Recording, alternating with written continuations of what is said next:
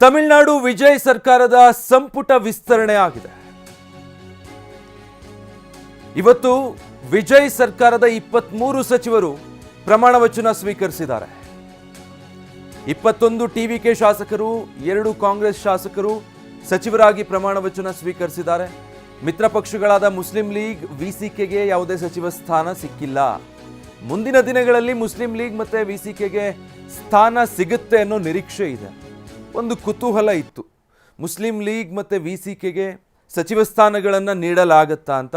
ಅದಕ್ಕೆ ಸಂಬಂಧಪಟ್ಟ ಹಾಗೆ ಗೊಂದಲಗಳು ಇತ್ತು.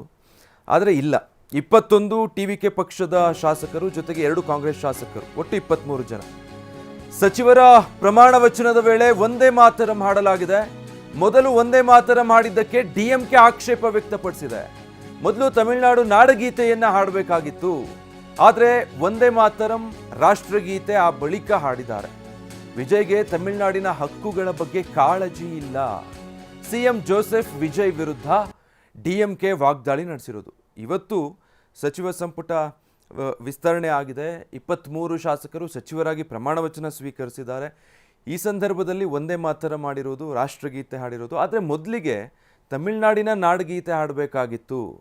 ಅವ್ರಿಗೆ ರಾಜ್ಯದ ಹಕ್ಕುಗಳ ಬಗ್ಗೆ ಅರಿವಿಲ್ಲ ಅಂಥೇಳಿ ಅದಾಗಲೇ ಡಿಎಂಕೆ ಸಿಎಂ ವಿಜಯ್ ವಿರುದ್ಧ ಈ ವಿಚಾರವನ್ನು ಇಟ್ಕೊಂಡು ರಾಜಕೀಯವಾಗಿ ವಾಗ್ದಾಳಿ ನಡೆಸಿರುವಂಥದ್ದು. ತಮಿಳುನಾಡಿನಲ್ಲಿ ಮೊದಲು ತಮಿಳುನಾಡಿನ ನಾಡಗೀತೆಯನ್ನು ಹಾಡಬೇಕಾಗಿತ್ತು, ಅದಕ್ಕೆ ಪ್ರಾಮುಖ್ಯತೆಯನ್ನು ಕೊಡಬೇಕಾಗಿತ್ತು. ಆದರೆ ಒಂದೇ ಮಾತರಂ ಮೊದಲು ಹಾಡಲಾಗಿದೆ ಅನ್ನೋದು ಆಕ್ಷೇಪ. ಡೀಟೇಲ್ಸ್ ಕೊಡ್ತಾರೆ ನಮ್ಮ ಪ್ರತಿನಿಧಿ ಹರೀಶ್. ಕ್ಯಾಬಿನೆಟ್ ಎಕ್ಸ್ಪ್ಯಾನ್ಷನ್ ಆಗಿದೆ, ಜೊತೆಗೆ ಒಂದೇ ಮಾತರಂ ಕುರಿತು ಅದೇ ದಿನ ಇವತ್ತು ತಮಿಳುನಾಡಿನಲ್ಲಿ ಡಿಎಂಕೆ ವಿಜಯ್ ಮೇಲೆ ಮಾಡಿರುವಂಥ ವಾಗ್ದಾಳಿ, ತಮಿಳುನಾಡಿನ ರಾಜಕೀಯದ ಬೆಳವಣಿಗೆಗಳ ಬಗ್ಗೆ ತಿಳಿಸೋದಾದ್ರೆ. ವಿಜಯ್, ಈಗ ತಮಿಳುನಾಡಿನ ಸಚಿವ ಸಂಪುಟ ಪುನರ್ರಚನೆ ಆಗ್ತಾ ಇರುವಂತದ್ದು, ವಿಸ್ತರಣೆ ಆಗ್ತಾ ಇರುವಂತದ್ದು. ಈ ವಿಸ್ತರಣೆಯಲ್ಲಿ 23 ಜನರಿಗೆ ಅವಕಾಶವನ್ನ ಕೊಡಲಾಗ್ತಿದೆ. ಮೊದಲ ಹಂತದಲ್ಲಿ ವಿಜಯ್ ಅವರ ಜೊತೆ ಪ್ರಮಾಣ ವಚನವನ್ನು ಸ್ವೀಕಾರ ಮಾಡುವಂತ ಸಂದರ್ಭದಲ್ಲಿ 9 ಸಚಿವರು ಟಿವಿಕೆಯ ಶಾಸಕರು ಸಚಿವರಾಗಿ ಪ್ರಮಾಣ ವಚನವನ್ನು ಸ್ವೀಕಾರ ಮಾಡಿದ್ರು. ಈಗ ಮೈತ್ರಿ ಸರ್ಕಾರ ಇರೋದ್ರಿಂದ ಈಗ ಎಕ್ಸ್ಟೆಂಡ್ ಮಾಡ್ತಾ ಇದ್ದಾರೆ. ಈಗ 23 ಹೊಸ ಶಾಸಕರನ್ನ ಈಗ ಸಚಿವರನ್ನಾಗಿ ಈಗ ಪ್ರಮಾಣ ವಚನ ಸ್ವೀಕಾರ ಮಾಡ್ಲಿಕ್ಕೆ ಎಲ್ಲ ಸಿದ್ಧತೆಗಳು ಮಾಡಿರುವಂತಹದ್ದು. ಬಹುಮುಖ್ಯವಾಗಿ ಈಗ ಟಿವಿಕೆಯ 21 ಶಾಸಕರು ಸಚಿವರಾಗಿ ಪ್ರಮಾಣ ವಚನವನ್ನ ಸ್ವೀಕಾರ ಮಾಡ್ತಾ ಇದ್ದಾರೆ. ಈಗ ಕಾಂಗ್ರೆಸ್ನಿಂದ 2 ಶಾಸಕರು ಸಚಿವರಾಗಿ ಪ್ರಮಾಣ ವಚನ ಸ್ವೀಕಾರ ಮಾಡ್ತಾ ಇರುವಂತಹದ್ದು. ಕಳೆದ 59 ವರ್ಷಗಳಿಂದ ತಮಿಳುನಾಡಿನಲ್ಲಿ ವಿವಿಧ ರಾಜಕೀಯ ಪಕ್ಷಗಳೊಂದಿಗೆ ಕಾಂಗ್ರೆಸ್ ಮೈತ್ರಿ ಮಾಡಿಕೊಂಡು ಸರ್ಕಾರದಲ್ಲಿ ಇದ್ರೂ ಕೂಡ, ಸರ್ಕಾರದ ಭಾಗವಾಗಿದ್ರು ಕೂಡ ಸರ್ಕಾರದಲ್ಲಿ ಯಾವುದೇ ರೀತಿಯಾದಂತಹ ಸಚಿವ ಸ್ಥಾನವನ್ನ ಕಾಂಗ್ರೆಸ್ ಪಡೆಯೋದಕ್ಕೆ ಸಾಧ್ಯ ಆಗಿರಲಿಲ್ಲ.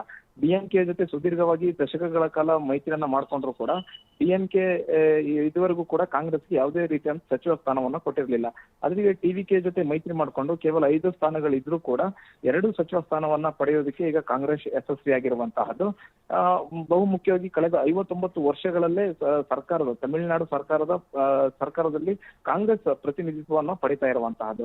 ಬಹುಮುಖ್ಯವಾಗಿ ಈಗ ನೋಡ್ತಾ ಹೋಗೋದಾದ್ರೆ ಒಂದೇ ಮಾತರಂ ವಿಚಾರದಲ್ಲೂ ಕೂಡ ಈಗ ಗದ್ದಲ ಈಗ ಏರ್ಪಟ್ಟಿರುವಂತಹದ್ದು. ಟಿವಿಕೆಯ ಸರ್ಕಾರ ರಚನೆ ಆದಂತಹ ಸಂದರ್ಭದಲ್ಲಿ ವಿಜಯ್ ಅವರು ಒಂದೇ ಮಾತರಂ ಹಾಡನ್ನ, ಅಂದ್ರೆ ಕಾರ್ಯಕ್ರಮದಲ್ಲಿ ಒಂದೇ ಮಾತರಂ ಹಾಡನ್ನ ಮೊದಲು ಹಾಡಿದ್ರು. ಈಗ ತಮಿಳುನಾಡಿನ ನಾಡಗೀತೆಯನ್ನ ಮೊದಲು ಹಾಡಬೇಕಾಗಿತ್ತು. ತಮಿಳುನಾಡಿನ ನಾಡಗೀತೆಗೆ ಎಲ್ಲೋ ಅಗೌರವವನ್ನ ಕೊಟ್ಟಿದ್ದಾರೆ. ಮೊದಲು ತಮಿಳುನಾಡಿನ ನಾಡಗೀತೆಯನ್ನ ಹಾಡಿ ನಂತರ ಒಂದೇ ಮಾತರಂ ಹಾಡಬೇಕಾಗಿತ್ತು ಅನ್ನುವಂತ ಆಕ್ಷೇಪವನ್ನ ಡಿಎಂಕೆ ವ್ಯಕ್ತಪಡಿಸಿತ್ತು. ಈಗ ಮತ್ತೆ ಸಚಿವ ಸಂಪುಟ ಎಕ್ಸ್ಟೆನ್ಷನ್ ಅಲ್ಲೂ ಕೂಡ ಈಗ ಒಂದೇ ಮಾತರಂಗೆ ಹೆಚ್ಚಿನ ಮನೆಯನ್ನ ಕೊಡ್ಲಾಗಿದೆ ಅನ್ನುವಂತ ಆರೋಪವನ್ನ ಈಗ ಡಿಎಂಕೆ ಮಾಡ್ತಾ ಇರುವಂತದ್ದು. ಇದನ್ನ ಮತ್ತೆ ರಾಜಕೀಯ ಹೋರಾಟವನ್ನ ಇದರ ವಿರುದ್ಧ ರೂಪಿಸೋದಾಗಿ ಕೂಡ ಈಗ ಡಿಎಂಕೆ ಹೇಳ್ಕೊಂಡಿದೆ.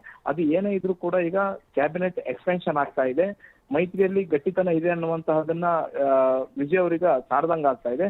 ಜೊತೆಗೆ ಇನ್ನೂ ಒಂದು ಆತಂಕ ಇತ್ತು, ಏನು ಅಂತಂದ್ರೆ ಎಐಎಡಿಎಂಕೆಯ 25 ಶಾಸಕರು ವಿಜಯ್ ಅವರು ವಿಶ್ವಾಸ ಮತ ಸಾಬೀತುಪಡಿಸುವಂತಹ ವೇಳೆ ಬೆಂಬಲವನ್ನ ಕೊಟ್ಟಿದ್ದು.